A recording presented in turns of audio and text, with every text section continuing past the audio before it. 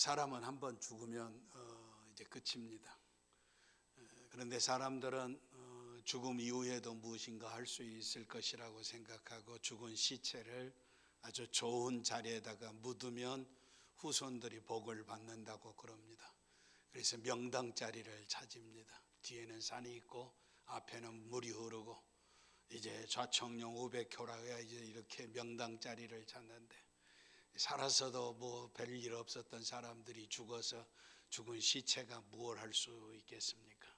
그래서 사람들은 그런 믿음을 가지고 살고는 있겠지만 그리스도인들에게 무덤은 죽은 자가 묻혀 있는 곳, 그 이하도 그 이상도 아닙니다. 죽은 시체에 불과하다, 티끌에 불과하다, 다 흙으로 돌아가 버리고 말 것이다 라고 하는 것입니다. 예수님의 제자들도 예수님을 따라다녔지만 예수님께서 세상에 계시게 될 때 이제 내가 예루살렘에 올라가서 바리새인과 대제사장들에게 큰 해를 받고 죽었다가 3일 만에 다시 살아나야 할 것이다 라고 미리 말씀하셨습니다. 그런데 제자들은 죽은 자가 다시 살아난다는 것이 무슨 이야기고 예수님이 무슨 말씀을 하신가를 잘 이해를 못했습니다. 그래서 예수님이 십자가에 죽으시고 아리마대 사람 요셉의 무덤에 묻혀버린 다음에 이제 여기 오늘 다 읽지 못했지만 20장에 보면 안식 후 첫날 제자들이 이제 유대인들을 두려워하여 모인 곳에 문들을 닫았다. 문을 꼭꼭 걸어 잠그고 이제 두려워 떨고 있는데, 이 제자들의 두려움은 아마 뭐 그런 거 아니었겠습니까? 자기의 스승 예수를 십자가에 처형했는데 이제 다음 순서는 자기들이지 아니할 것인가 라고, 그래서 유대인들을 두려워해서 이제 문을 꼭 걸어 잠그고 지내고 있었다는 것입니다. 예수님은 이제 자신들이 섬겼던 큰 스승이었지만 스승이 없어져 버리니까 이제 다음 행로가 어려운 지경이었다. 이처럼 공포에 떨고 있는 제자들에게 예수님께서 나타나셔서 너희에게 평강이 있을지어다 라고 선언하고 계십니다. 부활의 주님, 부활하신 주님, 다시 살아계신 주님은 제자들에게, 두려워 떨고 있는 제자들에게 평강이 있을지어다, 평강을 가져오시는 평강의 주님으로 오셨다라고 하는 사실입니다. 그리스도 예수의 사람들은 바로 이 평강의 주님을 만난 사람들입니다. 주님과 나의 만남은 생명의 만남입니다. 예수님께서 말씀하시기를 나는 부활이요 생명이니라고 말씀하고 있습니다. 나를 믿는 자는 죽어도 살겠고 살아서 나를 믿는 자는 영원히 죽지 아니하리라. 믿는다라고 하는 것은 먹는다라고 하는 의미 있습니다. 육체의 양식을 먹어 육체의 생명을 준 것처럼 먹는다라고 하는 것도 믿는다라고 하는 것이, 영접한다라고 하는 것 다 동일한 이야기입니다. 예수를 먹고 예수를 믿고 예수를 영접하고 예수를 나의 구주로 믿는다라고 하는 것은 먹었으니까 생명을 먹었다는 것이, 부활을 먹었다는 것, 영원히 사는 생명을 내가 소유했다라고 하는 것입니다. 그래서 예수님을 만났다는 것은 부활의 주님을 만난 것입니다. 생명의 주님을 만난 것이다. 그리스도인은 주님과의 만남 속에서 영원히 살게 되는 이 관계를 유지하게 됐다라고 하는 진리입니다. 예수님의 부활은 믿음의 사람들에게 구원의 완성이요 사망의 권세로부터 영원한 해방을 의미합니다. 세상에서 오늘과 내일의 두려움과 염려, 공포, 죽음, 근심, 걱정이 있다면 부활의 주님 만나서 예수 안에서 근심도 걱정도 슬픔도 염려도 두려움도 죽음도 다 이기는 평강을 누리시기를 바랍니다.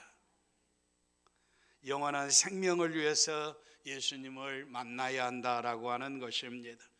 교회는 천국의 현관입니다. 교회를 들어오게 될 때 교회에서 교회의 주인 되신 예수 그리스도를 만나게 됩니다. 이 교회에서 여러분이 주님을 만나면 주님으로 말미암아 아버지 하나님의 품에 안기게 되는 것입니다. 영원한 나라로 이른다는 것입니다. 하나님의 은혜, 하나님의 사랑, 하나님의 계획, 사람의 이제 모든 시작과 끝, 구원, 이 모든 것들이 다 하나님의 장중 안에 있다는 것입니다. 믿음의 확신이 없으니 말씀대로 살지 못합니다. 그래서 능력이 없습니다. 믿어지지 않는데 어떻게 순종할 수 있겠습니까? 순종하지도 않는데 어떻게 능력이 있겠습니까? 여기에 중요한 진리가 있습니다. 예수님이 오늘 우리에게 묻습니다.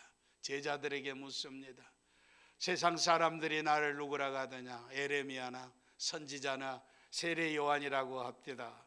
너희는 나를 누구라고 하느냐? 예수님께서 오늘 우리에게 묻습니다.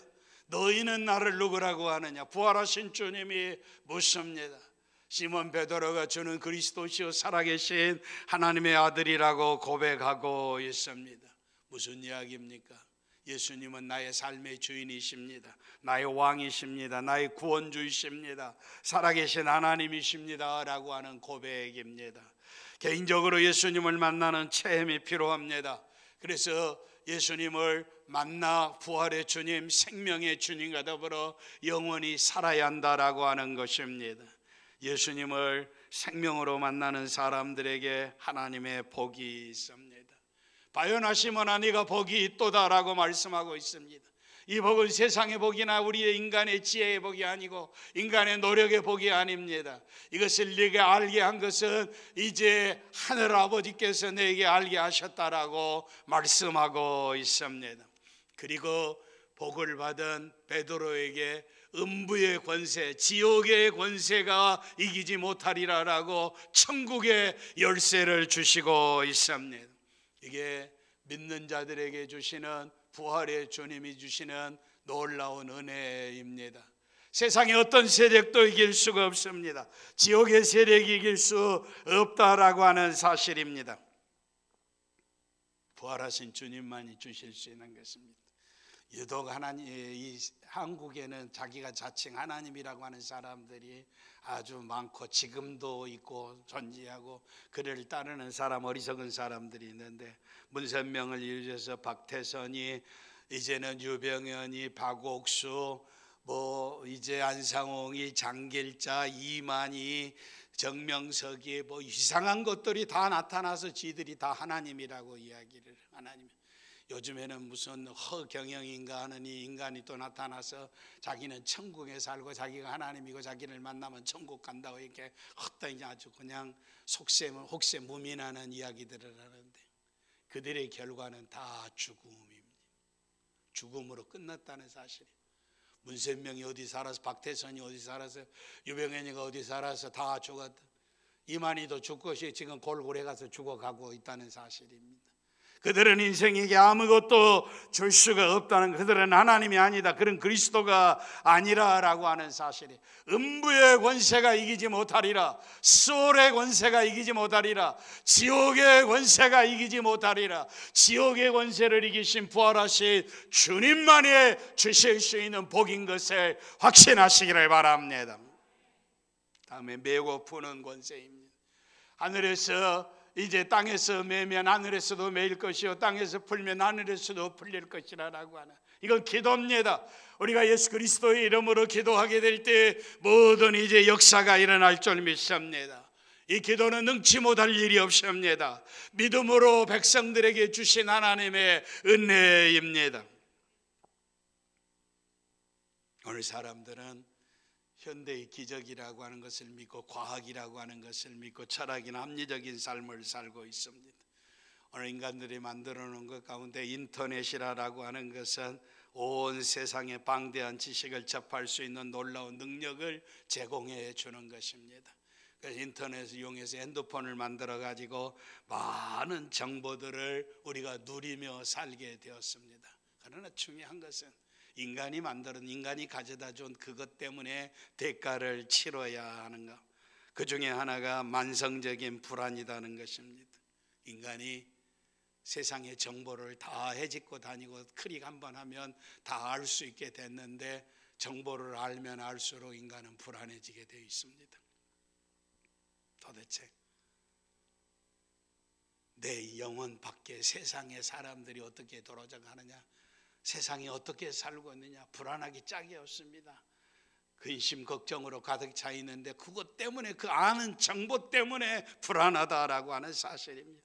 바깥 세상에서 무슨 일이 일어나고 있는지 끊임없이 알고자 하는 충동, 드라이브가 우리 속에서 일어나고 있다라고 하는 것입니다. 그래서 현대 과학 기술이 인간에게 편리를 가져줬지만 그것과 함께 해결할 수 없는 불안하게 만들어 버렸다라고 하는 것입니다. 하나님은 현대 과학이 아니라 항상 기뻐하라라고 말씀하고 있습니다. 쉬지 말고 기도하라고 말씀하고 있습니다. 범사에 감사하라라고 명령하고 있습니다. 알고 싶어하는 명령, 이제 이 세상에 관한 호기심 때문에 내가 불안해할 것이 아니고 하나님과 깊은 관계를 가지라라고 하는 것입니다. 여러분이 하나님과 더 가까이 가고 하나님 앞에 기도하고 쉬지 아니하고 깊은 관심을 가지고 하나님과 살기를 원하신다는 것입니다. 그때 하나님이 주시는 것은 세상이 주는 불안이 아니라 평강이다라고 하는 말씀입니다. 평강뿐만 아니라 슬픈 자에게 부활의 주님 가져다 주시는 것은 기쁨이었습니다. 두려워 떨고 있는 제자들에게 평강을 주시고, 그리고 이제 제자들에게 기쁨의 환희를 안겨 주었습니다. 엠마오로 가는 제자들이 낙심천만했지만 부활의 주님 만날 때 마음이 뜨거워졌습니다. 부활의 주님을 만난 이후에는 성령으로 충만해서 나가 부활의 증인으로 온 천하를 어지럽게 하는 사람들로 복음의 증인이 되었습니다. 막달라 마리아가 예수님을 만나서 그의 인생이 변했습니다. 막달라리아고 하는 동네에서 이제 살아났던 마리아인데, 마리아는 본래 귀신이 들렸던 사람이었습니다. 귀신도 하나도 아니고 7 귀신이 들렸습니다. 그의 처지가 얼마나 불쌍하고 가련한 처지였습니까? 그런데 예수님 만나고 변하고 새로워졌습니다. 그런데 자기의 예수님이 십자가에 처형당해서 사랑하는 주님을 위해서 자기가 할 수 있는 일은 아무것도 없습니다. 예수님의 시체에 향품을 바르기 위해서 다른 여자들과 함께 갔는데 흰 옷 입은 천사만 봤지 예수님의 빈 무덤을 보았습니다. 천사들이 이야기합니다. 산자를 왜 죽은 자 가운데서 찾고 있느냐? 그가 살아나셨다고 이야기를 합니다. 그러나 그것이 무슨 이야기인지 마리아는 아직도 알지 못하고 있습니다. 그런데 부활하신 주님이 마리아에게 나타나서 마리아야 라고 그의 이름을 불러주셨습니다. 부활의 주님은 슬픔과 눈물을 다 씻어내시고 마리아에게 소망과 기쁨을 주신다라고 하는 것입니다. 두려워 떨고 있는 제자들에게 평강을 주시고 그들이 제자가 될 수 있게 하시고 남모를 슬픔과 단식이 있는 분은 부활의 주님을 찬양할 수 있게 된다라고 하는 진리입니다. 어지간해서 부모는 자식을 버리는 일이 없습니다. 그런데 시편 27편에 보면 내 부모는 나를 버렸으나 여호와는 나를 영접하시리니라고 말씀하고 있습니다. 시편 73편이 그 대표입니다.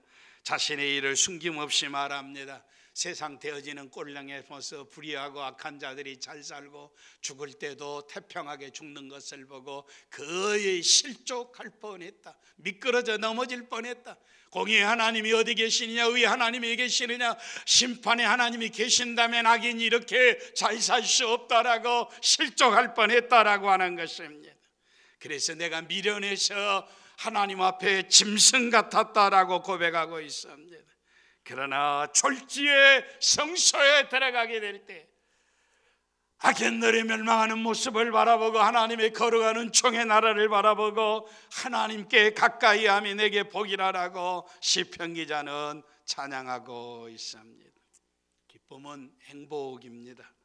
행복이라고 하는 것은 외형적인 환경에서 찾을 수 있는 이런 기쁨, 이런 행복이 아닙니다. 주님의 기쁨이 주인하는 것은 세상이 주는 것 같지 않다라고 하는 것입니다. 행복은 하나님의 평화로 채워지게 될 때 이루어지는 영혼의 만족입니다. 행복은 하늘의 기쁨으로 채워지는 것입니다. 세상의 환경이 행복을 가져다 줄 수 없다고 이야기하는데 세상 사람들은 다 행복하는다는데 진정한 행복이에요. 죄 속에서, 슬픔 속에서, 죽음 속에서 영원히 행복할 수 있는 사람이 누구냐라고 하는 것입니다.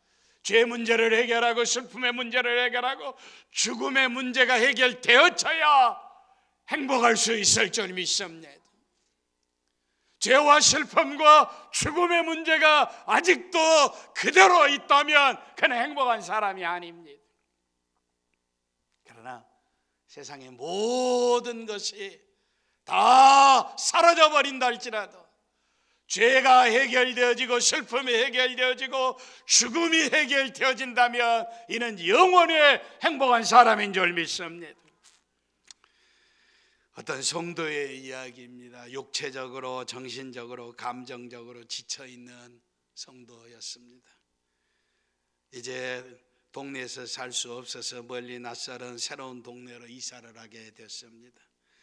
그런데 도착하자마자 자동차가 고장이 나서 2달 동안이나 차가 없이 세상을 살아야 했습니다. 보통 불편한 것이 아닙니다. 그런데 이사하는 동안 남편이 예기치 못한 이제 허리를 다쳐서 허리를 수술을 받아서 제대로 움직일 수도 없고 자리에 누워 보존하고 있습니다. 엎친 데 덮친 격으로 부인도 고질병인 통증 때문에 이삿짐을 풀어야 하는데 짐도 풀지 못하고 있습니다.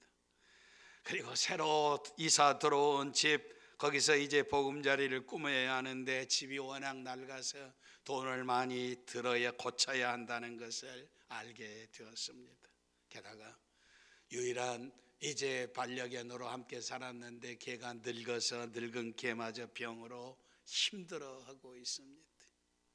자동차도 남편도 아내도 개도 집도 다 부서지고 망가지고 병들어 버렸다는 것입니다. 이런 상황 속에서 어떻게 찬송할 수 있고 어떻게 기뻐할 수 있고 어떻게 감사할 수 있겠는가? 하나님은 어디 계시고 예수님은 어디 계신가라고 원망하고 불평할 수 있습니다. 이렇게 험난한 고난길을 가면서도 흔들리지 아니하고 믿음을 가질 수 있었겠는가라고 하는 문제입니다. 흔들리지 않는 믿음을 가질 수 있겠는가? 이 성도는 그렇다고 그럽니다. 흔들리지 않을 수 있다는 사실입니다. 세상이 다 변하고 다 병들고 다 찌그러지고 다 고통스럽게 해도 내 믿음은 흔들리지 않을 수 있다라고 하는 것입니다. 그의 고백입니다. 내가 기도하게 될 때 하나님은 환경에 흔들리지 아니하고 찬양했던 시편 기자를 생각나게 했다라고 하는 말씀입니다. 성경 가운데 다윗은 가끔 크게 상처 입기 쉬운 형편에서 그의 감정들을 쏟아내면서 피난처를 찾아 하나님께로 나가는 것이 시편의 기록입니다. 시편 16편 1절에 하나님이여 나를 보호하소서 내가 주께 피하나이다. 세상은 다 찌그러지고 병들고 다 사라지지만 내가 피할 곳이 있다는 사실입니다. 하나님이 나의 피난처가 되신다라고 하는 것입니다. 계속해서 내가 여호와를 항상 내 앞에 모심이여 그가 내 우편에 계심으로 내가 요동치 아니하리로다라고 하는 것입니다. 하나님이 내 우편에 계심으로 내가 요동하지 아니한다, 흔들리지 아니한다라고 하는 것입니다. 자동차 고장나고 병들고 고통하고 늙은 개가 병들었다고 내가 흔들릴 것이 아니다는 하나님이 내 우편에 계신다라고 하는 것입니다. 그러므로 내가 요동하지 아니하리라라고 하는 말씀입니다. 하나님이 내 앞에 계시고 내 옆에 계시니까 하나님 앞에는 뭐 있습니까? 주의 앞에는 기쁨이 충만하고 주의 우편에는 영원한 즐거움이 있나이다. 하나님 안에 기쁨이 있고 영원한 즐거움이 있다고 다윗이 노래하고 있습니다. 시편 4편에 보면 주께서 내 마음에 두신 기쁨은 저희의 곡식과 새 포도주의 풍성할 때보다 더하니이다.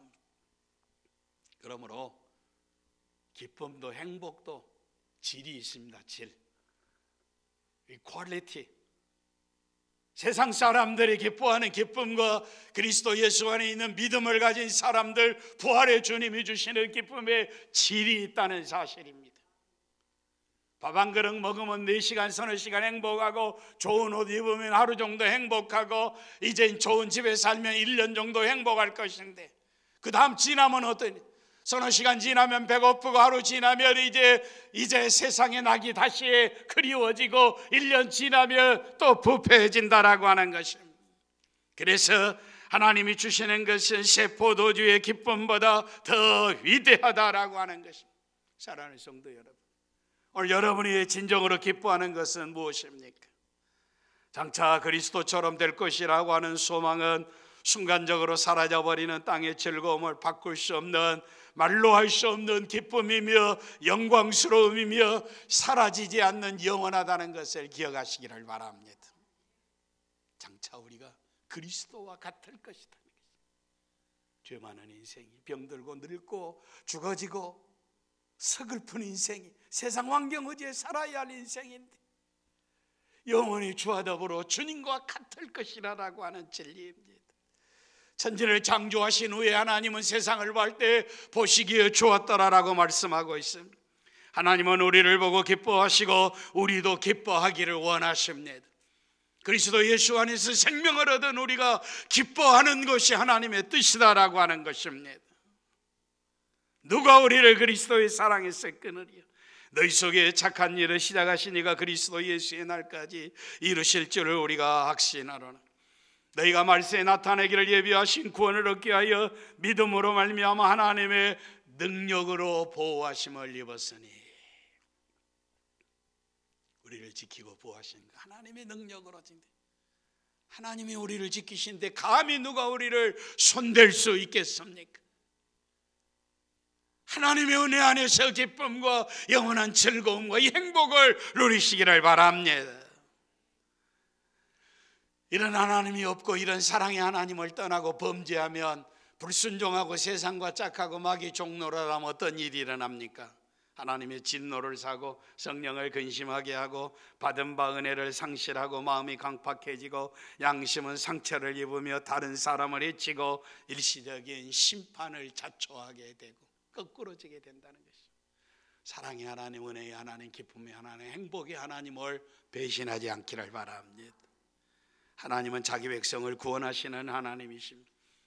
메시아이신 예수님이 땅에 오셔서 성전에 들어가셔서 선지자 이사야의 글을 읽으셨습니다.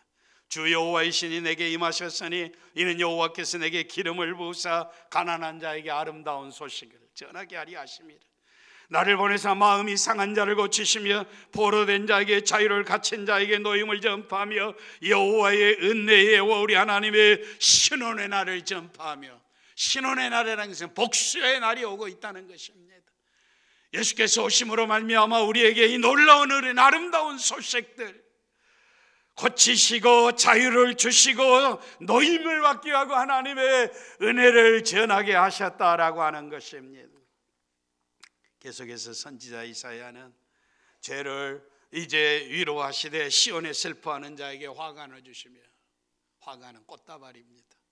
그 죄를 대신하여 찬송의 옷으로 근심을 대신하게 하고, 죄를 뿌리고 티끌 속에서 눈물을 흘리고 고통해하고 있는데 그 죄 속에서 건져내서 찬송하게 하신다라고 하는 말씀입니다. 의에 남고 여호와의 심으신 바 그 영광을 나타낼 자라 일컬음을 얻게 하려 하심이니라. 참 놀라운 이야기. 보잘것없고 죄짓고 불순종하고 영원히 멸망대한 인생들을 하나님께서 건져셔서 하나님의 영광을 나타낼 자라 불러주신다는 것입니다. 저와 여러분, 하나님의 영광을 나타낼 자로 불러주셨습니다.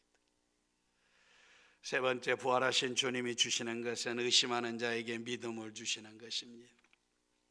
처음 부활하신 주님이 제자들에게 나타났을 때 그 장소에 제자 도마가 없었습니다. 제자들이, 다른 제자들이 우리가 부활하신 주님을 만났다라고 이야기하니까 제자가 3년씩이나 따라다니 그의 말씀을 듣고서도 부활하신 주님을 만나지 보지 못하니까 내가 그 옆구리에 손을, 이제 손바닥에 손을 찔러보지 않고는 내가 믿지 않겠다라고 이야기를 합니다. 합리적입니다. 아주 과학적인 도마입니다. 의심할 수밖에 없습니다. 그런데 여드레 후에 두 번째 주님이 이제 제자들에게 나타나셔서 너희에게 평강이 있을지어다라고 말씀하셨습니다. 그때 도마도 함께 있었습니다. 오늘 본문입니다. 27절에 도마에게 이르시되 내 손가락을 이리 내밀어 내 손을 보고 내 손을 내밀어 내 옆구리에 넣어보라. 그리하고 믿음 없는 자가 되지 말고 믿는 자가 되라. 찔러보라고, 손가락을 넣어보라고 말씀하세요. 도마가 대답하여 가로되 나의 주시며 나의 하나님이시다. 그 앞에 거꾸러지는 모습을 볼 수가 있습니다. 개인 대 개인으로 인격적으로 주님을 만나서 이제 나의 주 나의 하나님이신 것을 고백하시기를 바랍니다. 우리는 세상 살면서 과학의 종이 되고 과학의 노예가 되어서 인생을 살고 있습니다. 과학자들, 진화론자들은 이 세상에 있는 모든 동물들을 이제 하등동물, 고등동물로 둘로 크게 나눕니다. 하등동물이라고 하는 것은 척추가 없는, 그래서 물렁물렁한 것들, 이제 보통 이 세상에 사람들이 생각하게 될 때 아무 형체도 없고 그냥 물렁물렁하고 그런 것들, 이런 것을 다 하등동물이라고 이야기를 합니다. 고등동물은 등뼈가 있는 것, 어류나 파충류나 조류나 포유류나 이게 고등동물이고 그 이외의 동물들은 다 하등동물이라고 이야기를 합니다. 그런데 이런 분류 자체가 어리석은 것입니다. 그건 과학이라고 이야기를 하지만 동물의 세포는 일반인이 상상할 수 없는 복잡한 구조를 가지고 있습니다. 동물을 구성하고 있는 것이나 인간을 구성하고 있는 세포는 세포 자체에는 하등한 세포가 있고 고등한 세포가 있는 것이 아니라는 것입니다. 세포 하나가 이제 동물들이 이루어지게 될 때 그 세포로 조직이 되어 있는데 세포 하나는 1mm면 우리의 머리카락보다 더 가는 것입니다. 그의 10분의 1 정도로 맨눈으로는 세포 한 개를 직접 볼 수가 없다는 것입니다. 그런데 맨눈으로 볼 수 있는 1mm의 10분의 1 되는 이 작은 세포가 얼마나 정교하게 만들어져 있는지, 숫자가 얼마나 되는지, 인간의 과학이 공중에다가 비행기를 떼우고 500명씩 타고 수많은 짐들을 이끌고 가고 있는 보잉 747인데 보잉 747의 하나의 이제 부속품이 500만 개라고 그럽니다. 500만 개. 500만 개의 부속을 조립해서 공중을 나는 보잉 747을 만든다는 것입니다. 그런데 인간의 지혜는 비행기를 만들어내지만 하나님이 만들어낸 저건 세포, 눈에 보이지 않는 10분의 1mm 속에서 그 보잉 747 200대를 만들 수 있는 부속품을 그 세포 속에다 다 집어넣을 수 있다는 것입니다. 숫자로 이야기하면 10억 개가 넘는다는 거예요. 10억 개. 보이지도 않는 세포 속에 10억 개의 밀입자가 있다고 그러면 이 하나님의 전능하신 능력과 비행기를 만드는 인간의 과학과 비교할 수 있겠느냐라고 하는 사실입니다. 잘나고 똑똑한 과학으로 예수님이 부활하셨다는 것을 믿지 않는 어리석은 인간에게 대답해 보라고 대답할 수 없다. 요즘 우한 폐렴이라고 하는 코로나 바이러스 19 이것 때문에 전 세계가 아주 죽을 상이고 수많은 사람들이 무덤을 향해 가고 있습니다. 이 바이러스는 고등동물입니까? 하등동물입니까?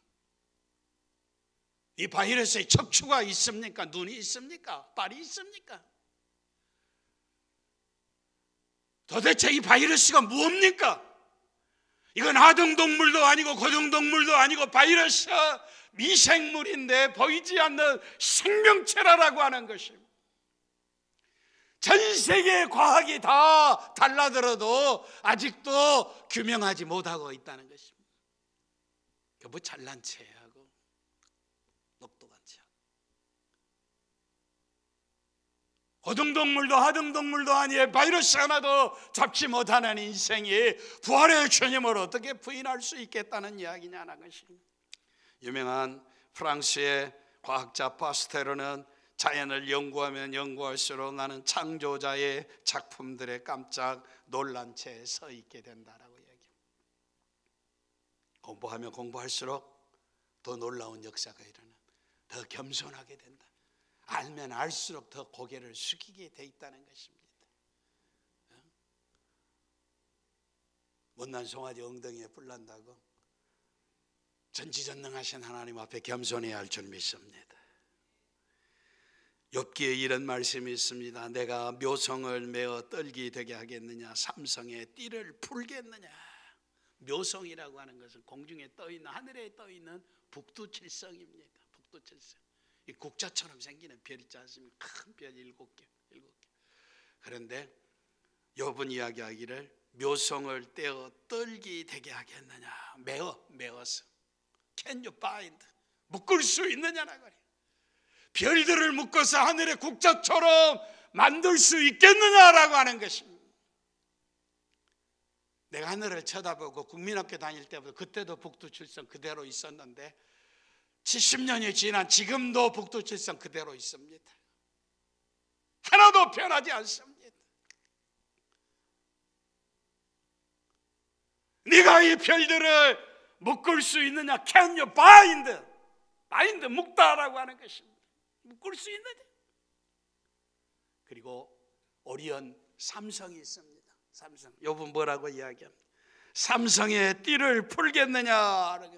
루스터 벨트. 이 세 개의 별이 벨트로 메어져 있는데 이 벨트를 네가 묶을 수 있느냐? 떼어낼 수 있느냐라고 하는 것입니다. 빌리아데스라고 하는 북두칠성과 오리온이라고 하는 삼성의 별이 하늘에 떠. 그런데 이 별이 우리 눈에는 아무것도 아닌 것 같지만 이 별의 크기가 어느 정도 크는, 오리온자의 이 삼성의 별 하나의 크기가 태양의 650배 크다는 거야. 태양보다 650배가 더 큰다. 이 별 하나에 바뀌는 빛나는 태양의 1000배나 밝다라고 하는 것이에요. 1000배나. 그런데 그 북두칠성을 우리가 풀어버릴 수가 있겠습니까? 오리온을 맬 수가 있겠느냐라고 하는 사실입니다. 그 별들이 지금도 움직이고 있습니다. 온 우주를 움직이고 있습니다. 온 우주를 움직이고 있지만 그 별 자리를 지키고 있다는 것입니다.